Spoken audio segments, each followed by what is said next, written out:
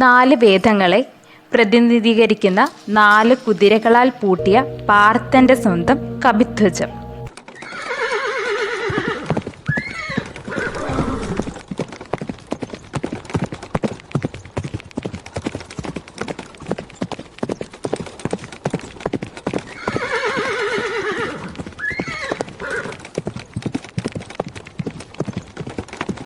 ശ്രീഹരിയുടെ അവതാരപുരുഷനാൽ ഗമിക്കുന്ന മഹാഭാരതത്തിലെ ജീവനില്ലാത്ത പോരാളിയായി വിശേഷിപ്പിക്കാവുന്ന കുന്തിപുത്രൻ അർജുനന്റെ രഥമായ കപിധ്വജത്തെക്കുറിച്ച് വിശദമായി നോക്കിക്കാണാം.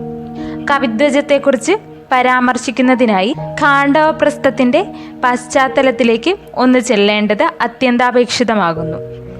ഖാണ്ഡവപ്രസ്ഥം എന്ന് പറയുമ്പോൾ സന്ദർഭം എന്താണെന്ന് വിശദമാക്കേണ്ടതിൻ്റെ ആവശ്യകതയില്ലല്ലോ. ഹസ്തിനാപുരി വിഭജിക്കുമ്പോൾ പാണ്ഡവർക്ക് ലഭ്യമായ ഘോര സർപ്പങ്ങളാലും രാക്ഷസന്മാരും അധിവസിച്ചിരുന്ന പ്രദേശമായിരുന്നു ഖാണ്ഡവപ്രസ്ഥം. പാണ്ഡവർക്ക് ലഭിച്ചതും ആ ഭാഗമാകുന്നു. അവിടെ വാസയോഗ്യമാകുന്നതിനും കൊട്ടാരം നിർമ്മിക്കുന്നതിനും അർജുനൻ ആഗ്നേയാസ്ത്രം തൊടുത്തുവിട്ടു. എന്നാൽ അഗ്നിദേവൻ തൻ്റെ ശക്തി വർദ്ധിപ്പിക്കുന്നതിനായി ഖാണ്ഡവപ്രസ്ഥം ഭുജിക്കാൻ പലതവണ തുനിഞ്ഞിട്ടും നടക്കാത്ത സന്ദർഭമായിരുന്നു അത്.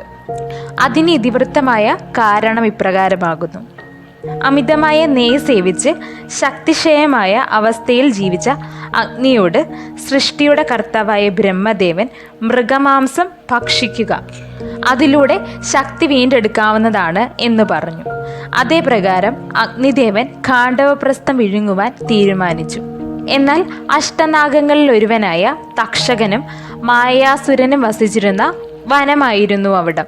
തക്ഷകന്റെ ഉറ്റമിത്രമായിരുന്ന മഴയുടെയും ഇടിമിന്നലിൻ്റെയും മൂർത്തിയായ ഇന്ദ്രൻ അക്കാരണത്താൽ തന്നെ അഗ്നി അവിടെ പടർന്നു പിടിക്കുമ്പോൾ മഴ വർഷിച്ചുകൊണ്ട് ഇന്ദ്രൻ തടസ്സം ഏർപ്പെടുത്തുമായിരുന്നു. അങ്ങനെ ഇരിക്കും വേളയിൽ അർജുനന്റെ ആഗ്നേയാസ്ത്രത്താൽ അഗ്നിദേവന് ശക്തി വീണ്ടെടുക്കാൻ സാധിച്ചു. അതിൽ സംതൃപ്തനായ അഗ്നിദേവൻ അർജുന സമക്ഷം ആഗതനായി. ആ പ്രവൃത്തിയിൽ പാർത്ഥന് അഗ്നിദേവൻ നൽകിയ പ്രത്യുപകാരമാകുന്നു ബ്രഹ്മദേവന്റെ ദിവ്യധനുസായ ഗാണ്ഡീവവും അതിവിശിഷ്ടമായ പതാക പാറിപ്പറക്കുന്ന അതീവ ശോഭയുള്ള ഒരു രഥവും. ആ രഥത്തിന്റെ നാമമാകുന്നു കപിധ്വജം. ഈ അമൂല്യ ദേവരഥത്തിന്റെ ധ്വജത്തിൽ ഉപവിഷ്ടനായിരിക്കുന്നത് വായുപുത്രനും കേസരീനന്ദനും അഞ്ജനാപുത്രനും ശ്രീരാമദാസനും ശൈലനന്ദിനിപതിയുടെ അംശാവതാരവുമായ ആഞ്ജനേയ സ്വാമിയാകുന്നു. അദ്ദേഹത്തിന് കപി എന്നും നാമമുണ്ടാകുന്നു. അതിനാൽ തന്നെ കപി വാഴുന്ന ധ്വജത്തോടു കൂടിയുള്ള ഈ രഥത്തിന് കപിധ്വജം എന്ന നാമമാകുന്നു. ത്രിലോകങ്ങളിലും സഞ്ചരിക്കാവുന്ന ഈ ദിവ്യരഥത്തെ വലിക്കുന്നത് 4 ദിവ്യ അശ്വങ്ങളാകുന്നു. അവർ യഥാക്രമം സൈബ്യൻ, സുഗ്രീവൻ, മേഘപുഷ്പൻ, ബലാഹകൻ എന്നീ നാമധാരികളാകുന്നു. അതിൽ സൈബ്യൻ ഹരിതവർണ്ണനും, സുഗ്രീവൻ സ്വർണവർണ്ണനും, മേഘപുഷ്പൻ മേഘത്തിൻ്റെ നിറത്തോടു കൂടിയവനും, ബലാഹകൻ ശ്വേതനിറത്തോടു കൂടിയവനും ആകുന്നു.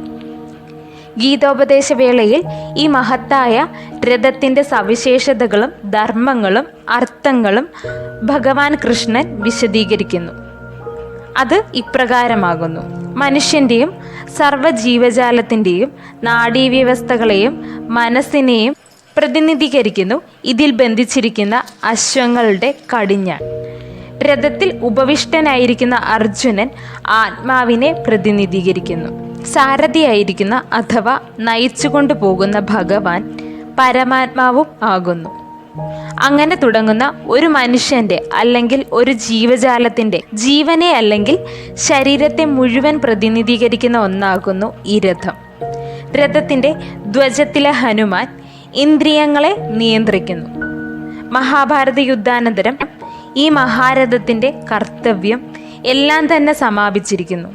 അതിനാൽ തന്നെ അർജുനനെ ഇറക്കിയ ശേഷം ഭഗവാൻ കൃഷ്ണൻ എവിടേക്കോ ഈ രഥത്തെ തെളിച്ചു കൊണ്ടുപോയി.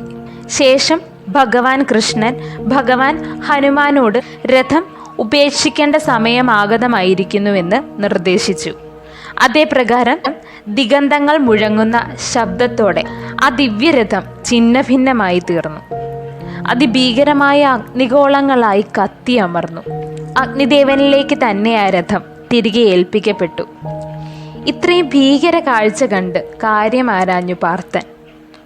പാർത്ഥസാരഥി ഇങ്ങനെ അരുൾ ചെയ്തു: മഹാരഥികളായ ദ്രോണരും ഭീഷ്മരും കർണനും അർജുനന്റെ രഥത്തിന്റെ മേലും അർജുനന് മേലും പ്രയോഗിച്ചിരുന്ന ആകാശയുദ്ധങ്ങളുടെ ഫലമാണ് പാർത്ഥ അങ്ങിപ്പോൾ കണ്ടത്. എന്നാൽ എന്തുകൊണ്ട് അവരുടെ ആയുധങ്ങളുടെ ആഘാതം ഇത്രയും താമസിച്ചു മാധവ എന്ന് അർജുനൻ വീണ്ടും ആരാഞ്ഞു. ഭഗവാൻ കൃഷ്ണൻ ഇങ്ങനെ അരുളി: അതിലുണ്ടായിരുന്ന എൻ്റെ സാന്നിധ്യം ആ ആഘാതങ്ങൾ അന്നുണ്ടാകാതെ ഇരുന്നതിന് പിന്നിലുണ്ടായ കാരണം. വേറെയൊന്ന് ആ രഥത്തിൻ്റെ ധ്വജത്തിലുള്ള അഞ്ജനാതനയൻ്റെ സാന്നിധ്യവും. ആ മഹാരഥികൾക്ക് ഈ ദിവ്യായുധങ്ങൾ നൽകിയത് ദേവന്മാരാകുന്നു. അതിനാൽ തന്നെ ദിവ്യായുധങ്ങൾ നിർവീര്യമാകുന്നത് അവർക്ക് അപമാനകരമാകുന്നു. അതുകൊണ്ട് തന്നെ അതൊരിക്കലും ഉണ്ടാവരുത്. അതേ കാരണത്താൽ തന്നെ ഇന്നിത് സംഭവിക്കുവാൻ കാരണമായത് എന്ന് ഭഗവാൻ അരുൾ ചെയ്തു.